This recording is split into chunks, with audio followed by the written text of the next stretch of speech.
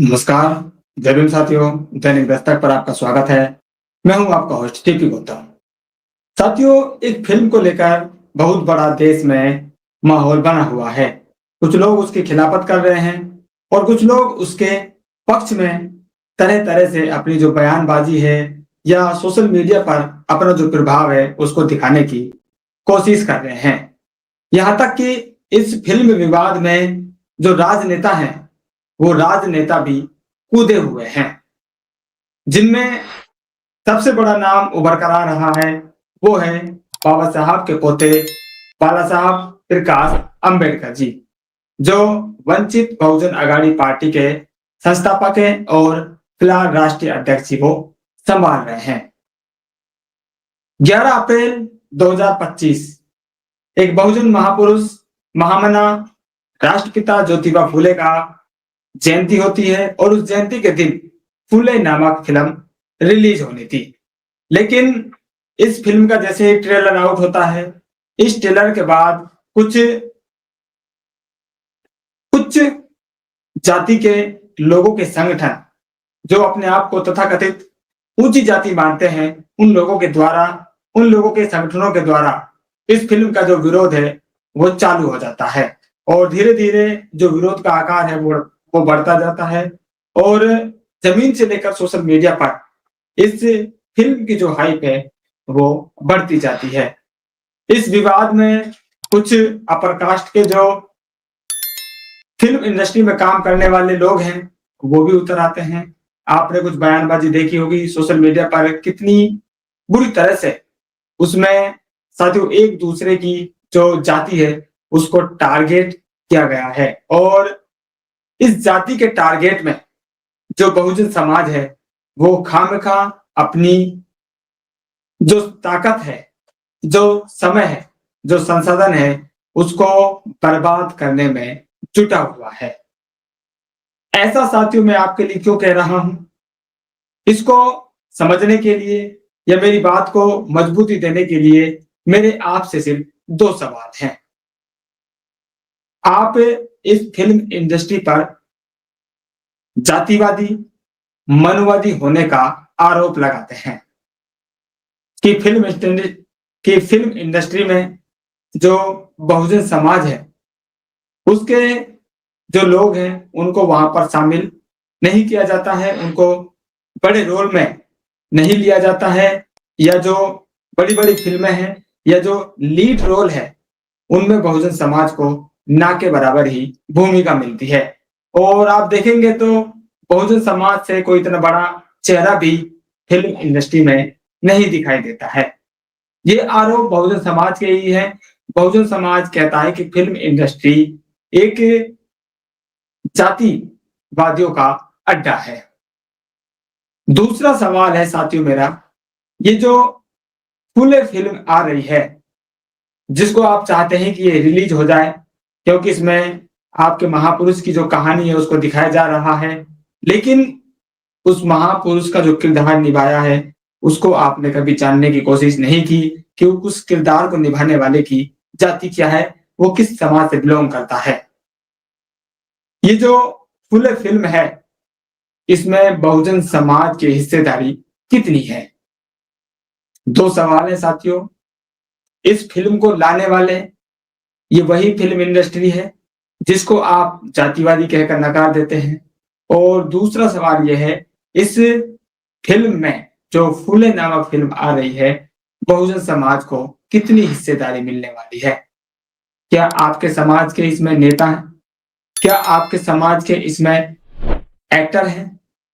क्या आपके समाज के एक्ट्रेस हैं? क्या आपके समाज के डायरेक्टर हैं? क्या आपके समाज की कोई कंपनी इसके गानों की मालिक बन रही है? क्या आपके समाज की कोई कंपनी के तले या बैनर तले इस फिल्म को रिलीज किया जा रहा है? क्या आपके समाज के कुछ बड़े-बड़े हॉल हैं जिनमें इस फिल्म को दिखाया जाएगा और वो पैसा आपके समाज के पास आएगा?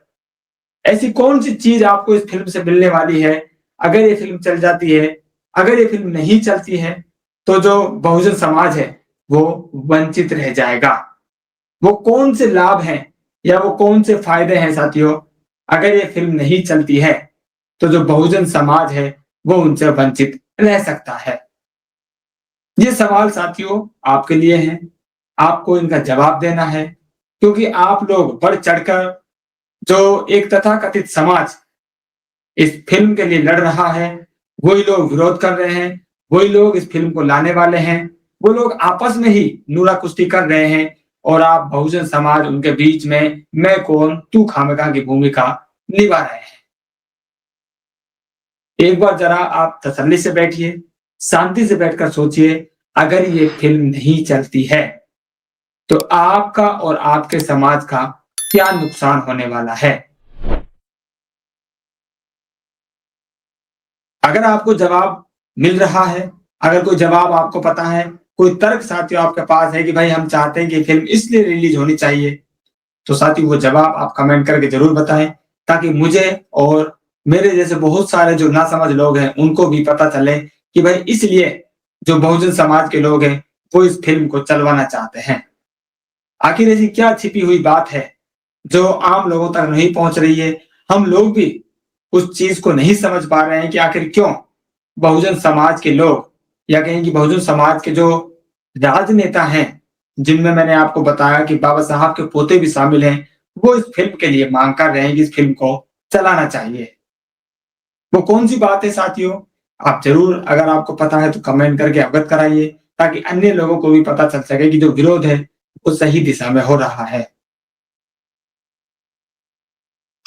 इस फ़िल्म को लाने वाले हैं साथियों जी स्टूडियो। इसके मालिक कौन है आप पता कर लीजिए।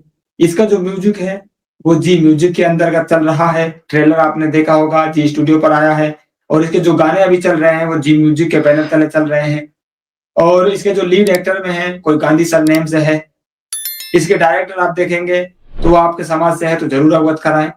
आखिर ऐसी चीज क्या है, सिर्फ आप महामना फूले की जीवनी इस फ़िल्म के माध्यम से देखेंगे? क्या इसलिए आप इस फ़िल्म को चलाना चाहते हैं? क्या आपको मालूम नहीं है, ज्योतिबा फूले ने इस देश के लिए क्या किया? क्या उनका संघर्ष आपको मालूम नहीं है? उन्होंने किस तरह से इन मनुवादी लोगों से टक्कर ली, इन मनुवादी लोगों से लोहा लिया, आपके हक अधिकारों के लिए वो किस तरह से लड़ाई लड़ी? क्या आप इस चीज़ों से अनभिज्ञ हैं, जो आप फ़िल्म में देखना चाहते हैं? तो बहुत सारी बातें हैं साथियों, लेकिन आखिर में वही 2 सवाल मैं आपके लिए छोड़कर जाऊँगा कि जिस बॉलीवुड को आप जातिवादी लोगों का अड्डा बताते हैं या जातिवादी कहकर जिसको आप नकार देते हैं, ये फ़िल्म उसी इंडस्ट्री से आ रही है और इस फ़िल्म को जो लाने वाले लोग हैं, वो भी वही तथाकथित उच्च जाति के लोग हैं, जिनका आप विरोध कर रहे हैं। और तीसरा सवाल, इस फ़िल्म से आपको या आपके जो बहुजन समाज है, उसको क्या मिलने वाला है? ये 3 सवाल साथियों आपके लिए हैं। इनके जवाब आपको मिल रहे हैं तो ज़रूर कमेंट करके हमको अवगत कराएँ और इस तरह का जो विरोध है, ये साथियों आपका समय, आपका संसाधन व्यर्थ करने वाला है। हमारी साथियों आखिर में यही इस पर टिप्पणी है, आप इस तरह के विवादों में मत पड़िए जहाँ पर आपका और आपके समाज का कोई लेना-देना नहीं है।